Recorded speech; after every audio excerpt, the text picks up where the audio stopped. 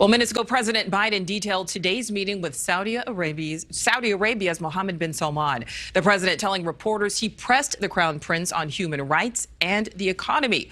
NewsNation correspondent Kelly Meyer is live for us in Washington. Kelly, did we get an answer on whether Saudi will ramp up oil production and help lower these gas prices?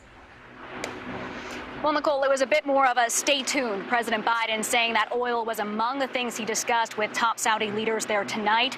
And while there was no immediate agreement, the White House is optimistic that there may be one in the coming weeks.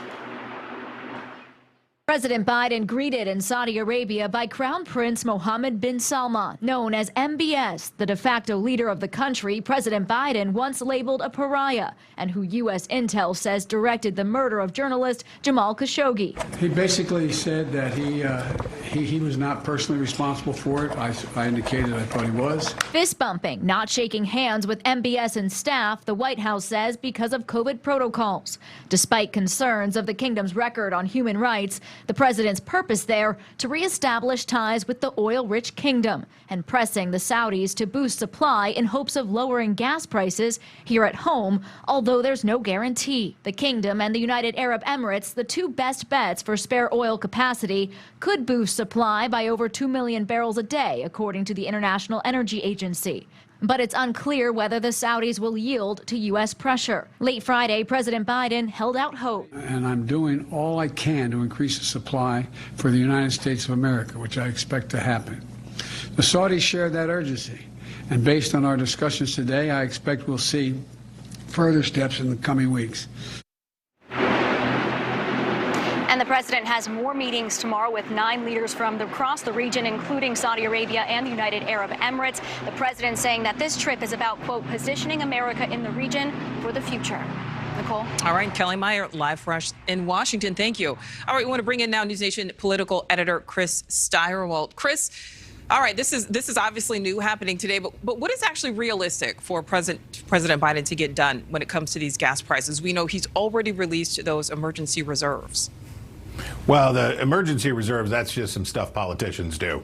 It makes you look busy, makes you look like you're doing something, but it doesn't have a big effect on prices. What is having a big effect on prices is the economy is still really good. The reason inflation keeps going up is that the people are working, wages are going up, people are spending money, and the demand for energy is high. Now, what Biden can argue essentially to the House of Saud is that, look, you have Putin out of hand. It's bad for the world to have Vladimir Putin out of hand.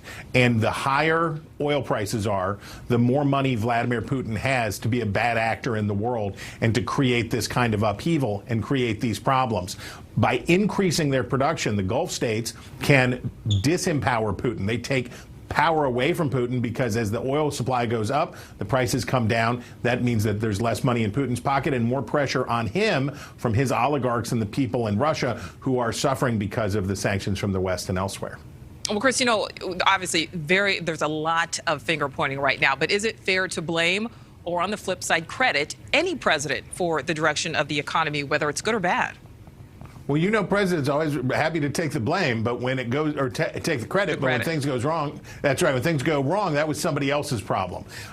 Look, the reality here is we have inflation is out of control. We've seen the numbers. The price increases are staggering, and a lot of it has to do with how much money the federal government, this was a bipartisan thing most of the way, but how much money the federal government, and this includes the Federal Reserve, has been pumping. You know, the Saudis may not be pumping all they can, but for a long time, the United States government, the federal government here and the Federal Reserve was pumping so much money into the economy during the coronavirus pandemic that now there's excess money out there. There's all this extra dough, and it's driving prices up, and it's been driving prices up. So now the question is, can you get inflation under control without having a recession and crashing the whole thing down around our ears? And that is the very tricky landing that the president, the Congress, the Federal Reserve, and business leaders are working on right now. Yeah, and Americans are impatiently waiting for. All right, NewsNation political editor Chris Steigerwalt, thank you. Thank you for watching. Go to newsnationnow.com to find NewsNation on your television provider. And don't forget to click the red subscribe button below to get more of NewsNation's fact-driven, unbiased coverage.